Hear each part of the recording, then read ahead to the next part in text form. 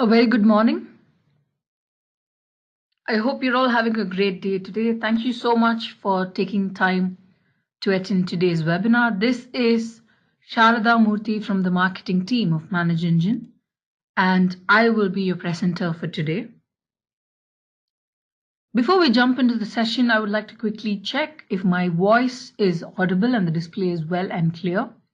If not, please let me know immediately in the chat box provided.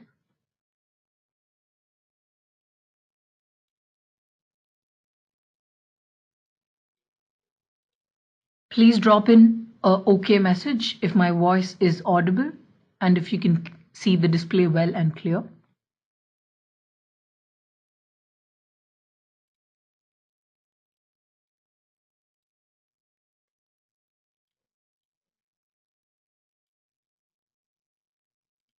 All right, thank you so much. So yes, today's session is going to be focused on securing your organization, securing your Windows logon with an additional layer of security, which is two-factor authentication. I'm sure you all know how two-factor authentication works, but we do not have two-factor authentication supported by Active Directory in the native Windows environment. So it is typically just your first factor of authentication, which is your Windows logon credential, a username and password. But with the help of ADSelfService Plus, we are going to enable an additional factor of authentication today, which could be an SMS or email-based verification code. You can enable Duo Security, RSA Secure ID, or Radius Server authentication as well. And after this additional layer of security is passed, will the user have access to their Windows logon machine?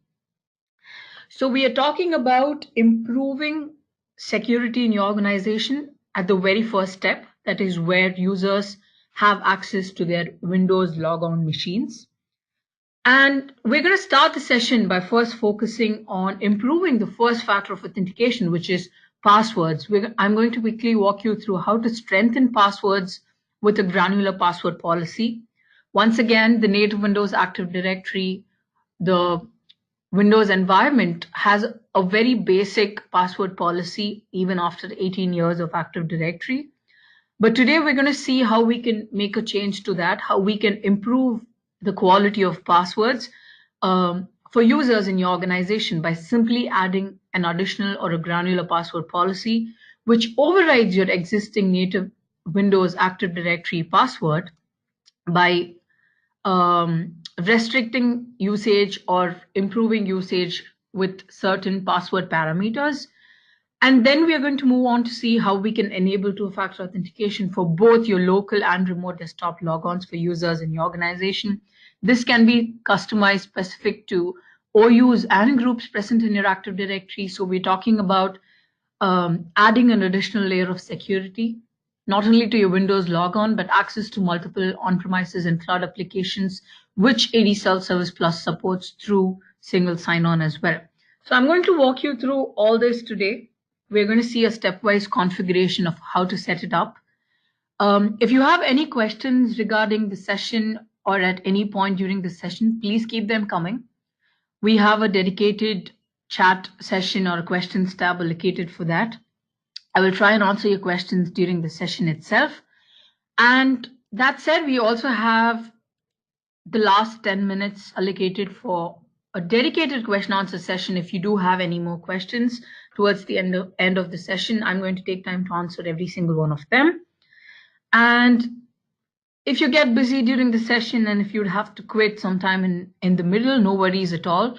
The video and the resource kit for this particular webinar will be available online. And it can also be personally mailed to you. So if you'd like to receive a personal copy, all you have to do is drop in your mail ID to me in the questions tab or chat box once again, or drop a mail to me and I'll ensure that the resources reach you. All right, with that said, I'm going to quickly jump into the ADSelfService Plus console and get started working with our integrated password self-service and single sign-on solution.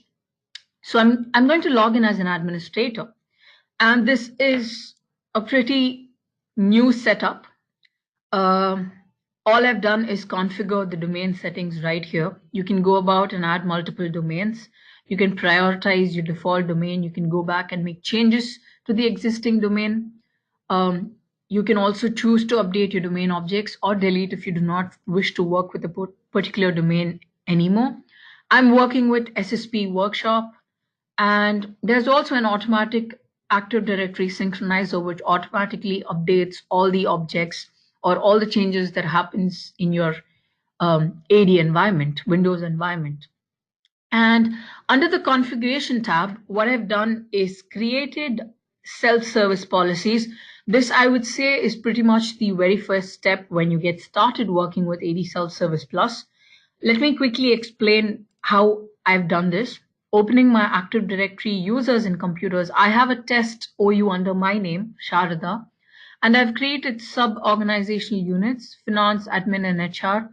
So this has a couple of users under each OU. And the idea is to simply replicate or mimic an organizational structure. So users belonging to the admin team, the finance team, the HR team. So what I've done here is to keep it simple.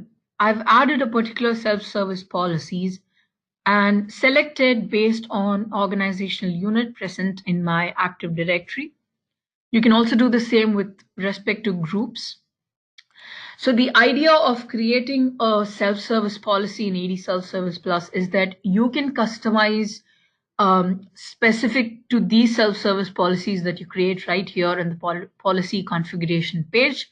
Thereby, you can restrict or permit access to certain self-service options. Those are available with the help of ADSelfService Plus for the users belonging to those policies. You also have a choice to prioritize policies and give a precedence right here, reorder them based on a particular domain. So this would be the very first step when you get started working with ADSelfService Plus.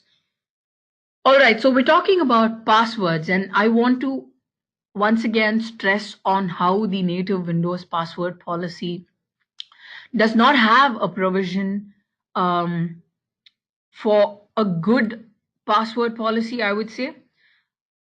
And that is the password policy that we've been working with for a very, very long time. So the advantage that ADSelfService Plus provides right here is that when you enforce a custom password policy for a particular group or OU based on the self-service policy that you have created in ADSelfService Plus, you have the option of improving the password quality and thereby ensuring that the security of that particular user account is definitely boosted.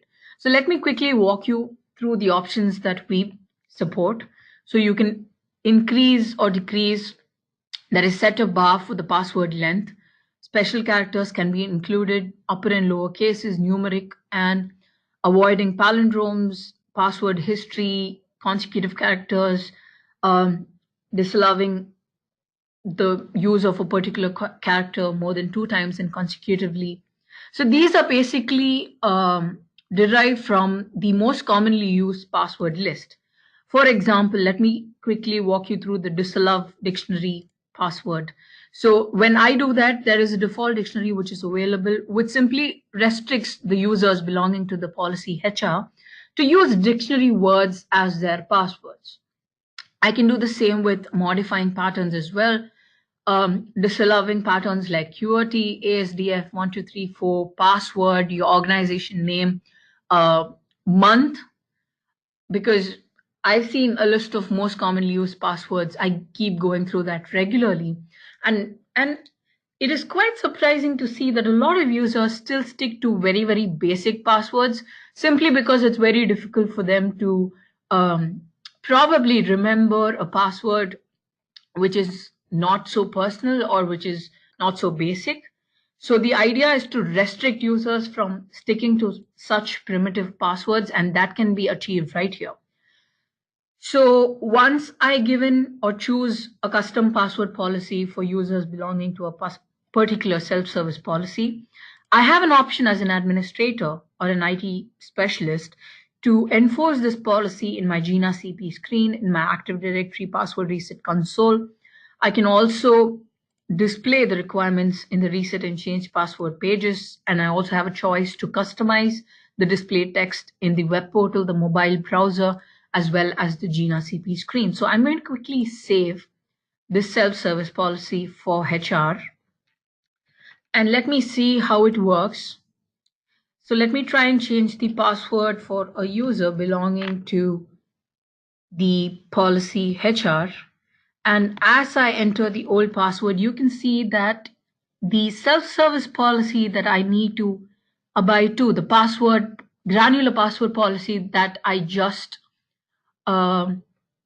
which I just enforced from the ADSelfService Plus console, has reflected real time in my Gina CP screen. And the password policy is listed right here, making it easy for the user Adam.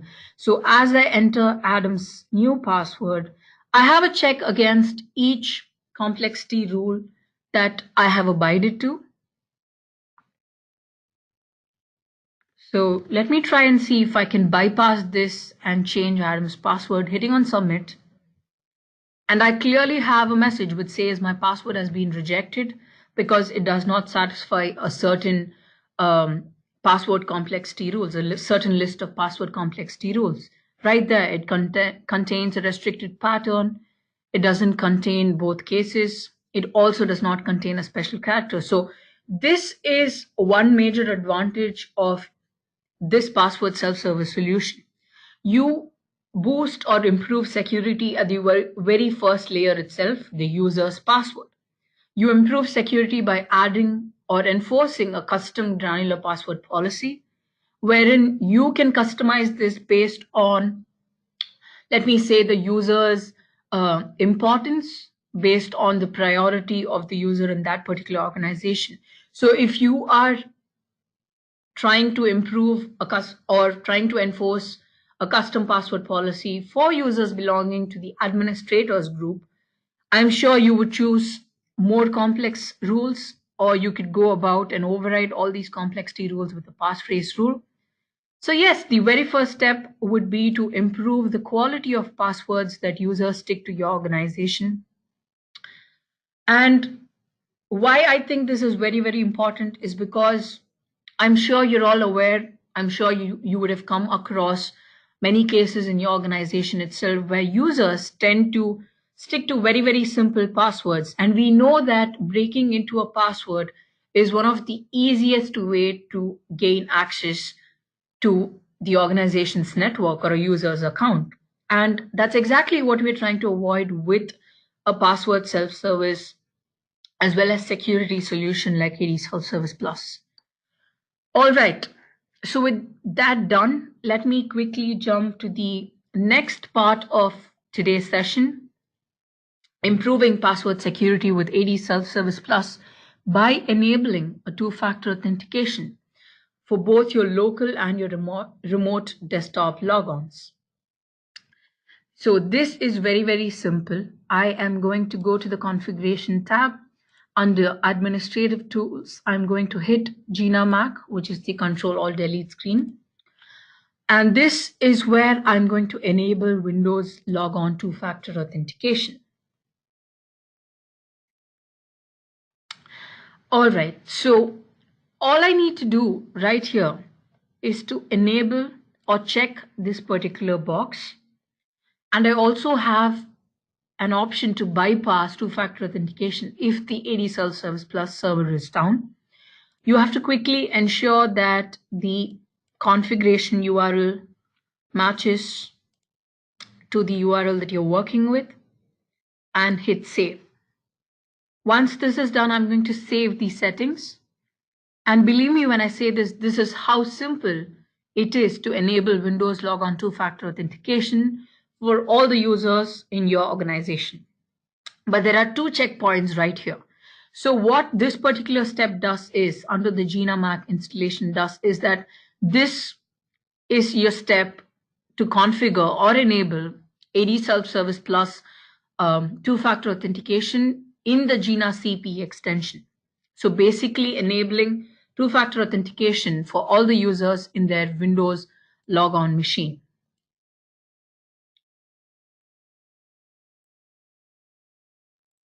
If you do have any questions, please put them up in the questions tab. And I will try to answer them during the session itself or walk you through a demo once again if you had trouble following up.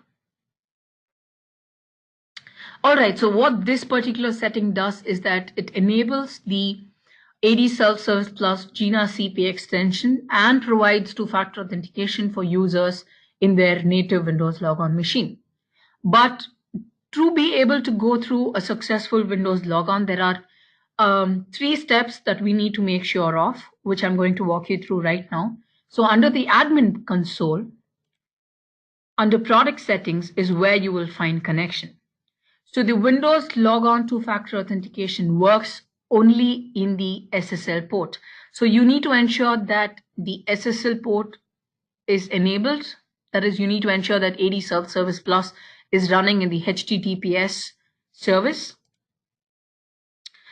And once you have enabled this, going back to the configuration tab, under policy configuration under admin, I'm going to jump to the advanced setting to show you that Windows logon two-factor authentication is specific to OUs and groups present in your Active Directory. So you can choose which user belonging to which particular group or OU or a self-service policy will have to go through a secondary factor of authentication. And in this case, I have given an additional layer of security for users belonging to admin.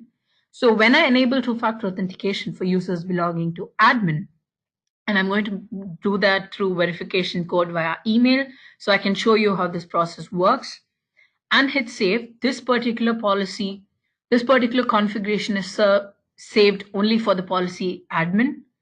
This could also be specific to OUs and groups, like I said. So when you work with the very first step of configuring self-service policies using ADSelfService Plus, you can take a call on whether you would like the configuration to be based on groups or policies, groups or OUs, and then customize self-service policies accordingly. So you can see that for the policy HR, I haven't enabled two-factor authentication. It is specific for users belonging to admin only. So this is step 2. I can customize it based on OUs and groups present in the Active Directory. I also need to ensure that I've enabled it right here.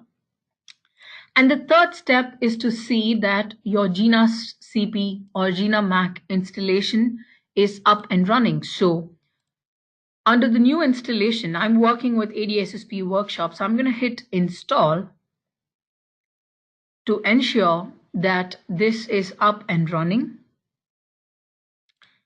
So if you have already installed it for a particular computer, I would recommend you to go about and reinstall to ensure that users have to go through, users will go through a seamless process of secondary factor of authentication. So I have 2 quick questions here. Can we do this for a specific group? Yes, we can do it for a specific group. Does this create a new GPO to do these changes? No, ADSelfService Plus does not create a new GPO. The idea of working with this is that the native group policy does not facilitate or provide these options, and hence ADSelfService Plus to be able to go through two-factor authentication. So the changes does not typically happen in your GPO. And yes, ADSelfService Plus does support high availability, as well as it does have a perpetual licensing format.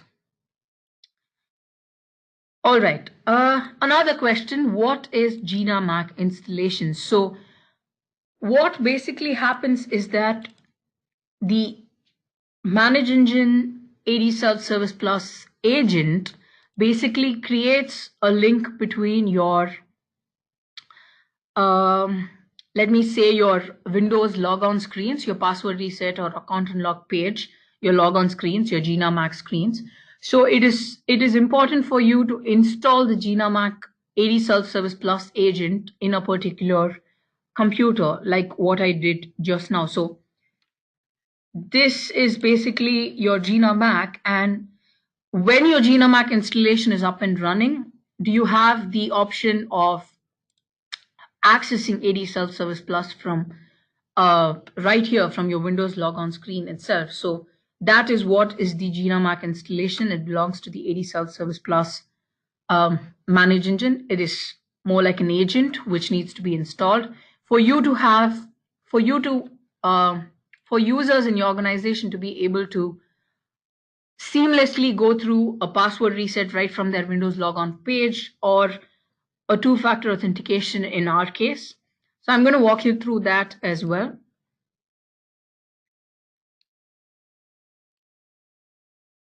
So yes, I have quickly checked if I have the installation up and running in this page. So what I'm going to do now is try and take a remote for another user, Sharada in this case. Click on OK.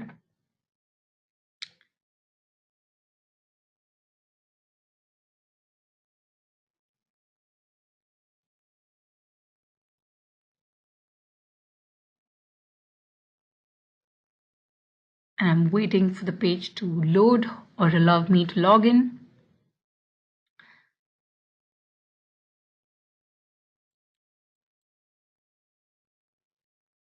All right.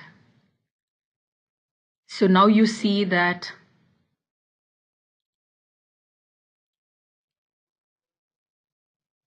I was able to log in. So I'm going to quickly go back and see if I've done all these steps right, or if I've saved the settings properly. Windows log on to factor authentication.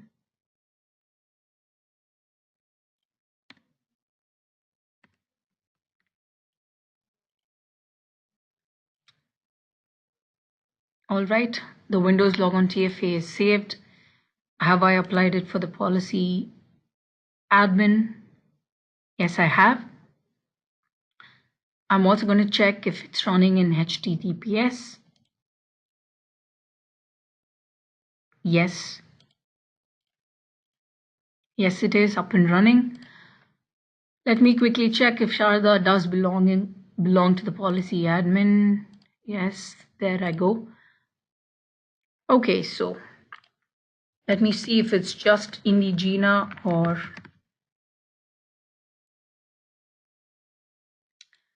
All right. So what typically happens is that when I enable two-factor authentication and I haven't given permission for the Windows logon TFA, what happens is that when a user tries to log in as a domain user into their ADSelfService Plus console, they have to go through a secondary factor of authentication. I'm going to click on continue, try and access my email, copy the verification code,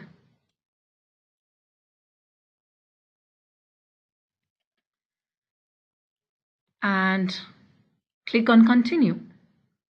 So only after I give in my Windows logon password as well as my two-factor authentication, which is my verification code via email, do I have access to my ADSelfService Plus portal itself. And the very first thing that any user would be asked to do is to enroll with ADSelfService Plus, to basically go through a seamless password reset process. So enrollment is basically like an additional factor of authentication when you go through a password reset or account unlock process.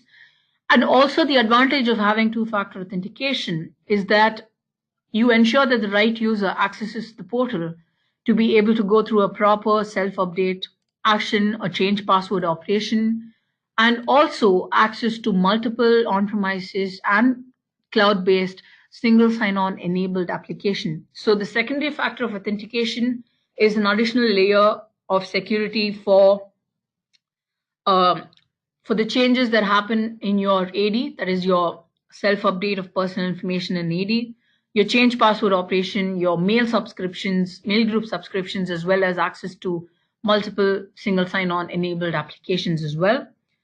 So this seems to be working fine. So I'm going to quickly go back and check if the installation is complete in my Gina CP, and if that is where the trouble is, because my two-factor authentication seems to be working fine for my ADSelfService Plus portal. All right, it says it has successfully reinstalled. Let me quickly run through the process again. Thank you. So yes, I think the trouble was with the Gina CP installation.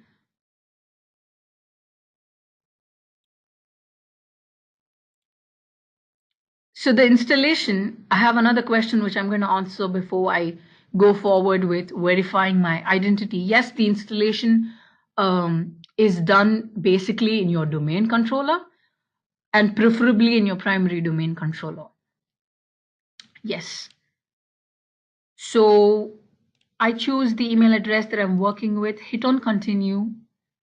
I will have to give in my verification code.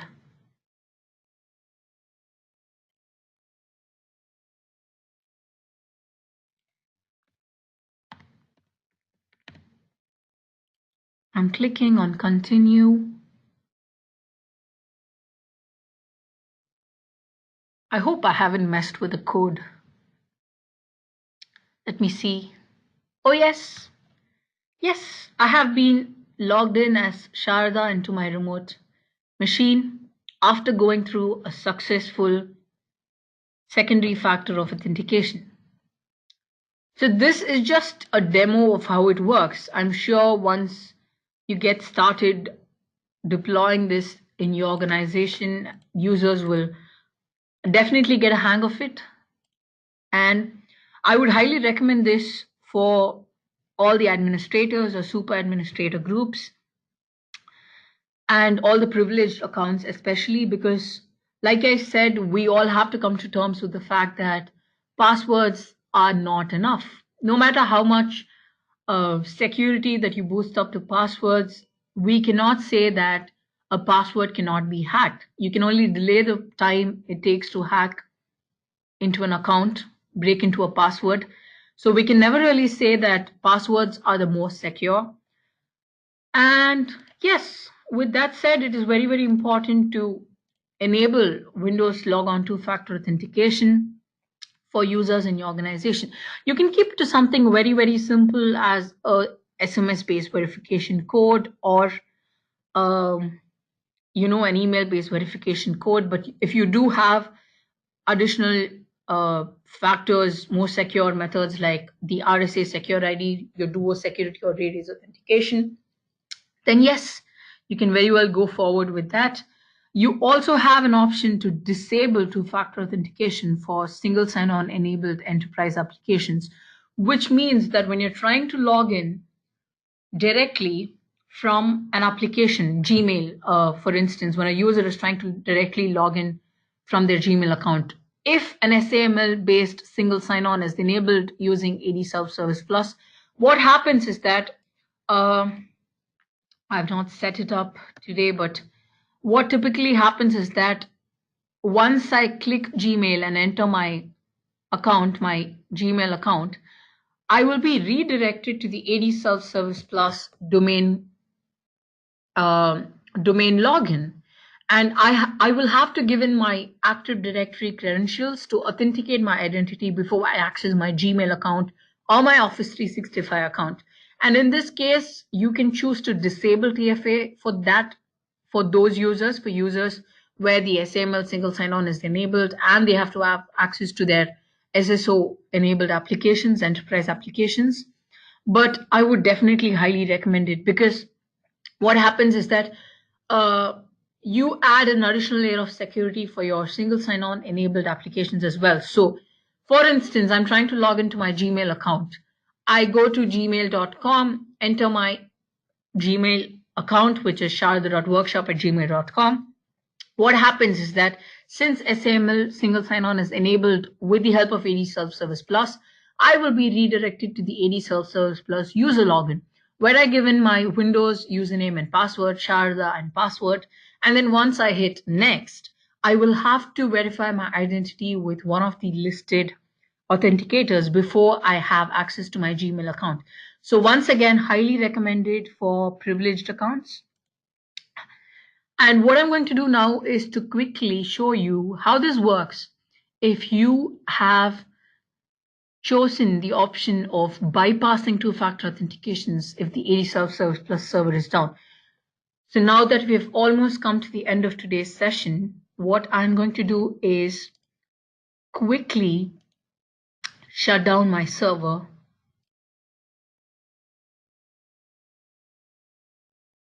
Yes, my server is shut down. And I'm going to try and log in as Sharada once again.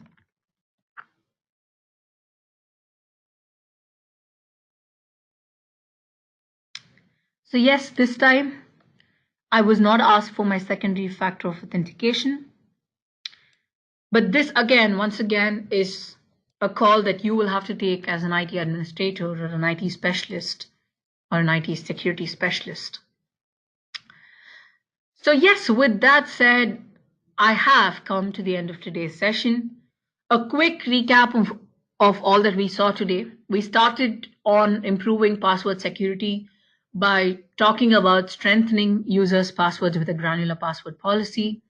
So granular password policy is nothing but basically overriding or improving your existing native Windows domain password policy with more complex password policy rules, like the dictionary rule, the history, passphrases, restricting patterns, all that and much more.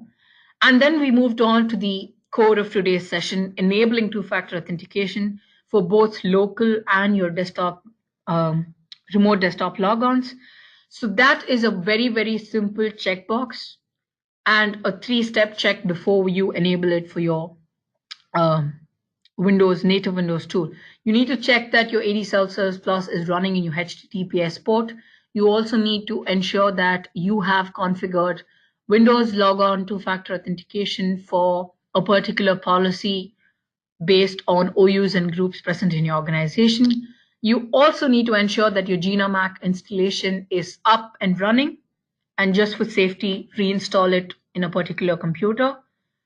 And once this is done, you're good to go. You can enable two-factor authentication, and you can also choose to bypass two-factor authentication if the ADSelfService Plus server is down. So that's your call as an administrator. And once that is done, every time a user tries to log in, every time a user belonging to that particular policy tries to log in, they will have to go through a secondary factor of authentication. So this secondary factor of authentication could be anything from your SMS or email-based verification code all the way to your Radius server-based authentication, only post to which will they have access to their Windows logon machines. And the advantage that the Windows two-factor authentication provides is that this is enforced for your ADSelfService Plus console as well as all your SAML-based single sign-on enabled for enterprise applications, which means that users in your organization trying to update their Active Directory properties like a telephone number or email address, or users who are trying to change their password, users who are trying to subscribe to mail groups, users who are trying to log in and access their G Suite, Office 365, Salesforce, Zendesk, and all the 100 applications that we support will have to go through an additional layer of security, an additional layer of authentication to verify their identity to be able to access or perform any of the self-service actions listed right now. And that is the advantage of two-factor authentication. And this can be provided with the help of ADSelfService Plus.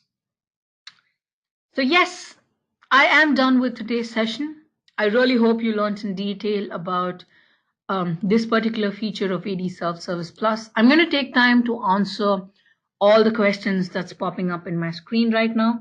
If you do have any more questions, you can drop in a mail to me at sharda@manageengine.com. Also, we have a dedicated set of knowledge-based articles, a fun blog, and a dedicated forum to help you with all the queries, all the tips and tricks and how-tos that you require with respect to ADSelfService Plus. So please go check it out. And if you have any trouble working with ADSelfService Plus at any point of time, you can reach out to my support team at support@ADSelfServicePlus.com. You can also drop in a mail to me at shard@manageindian.com and I can guide you to the right person. I really hope that this session was useful to you, and I would like to see your comments, ideas, suggestions, and feedback in the form that will be sent to you right after this session.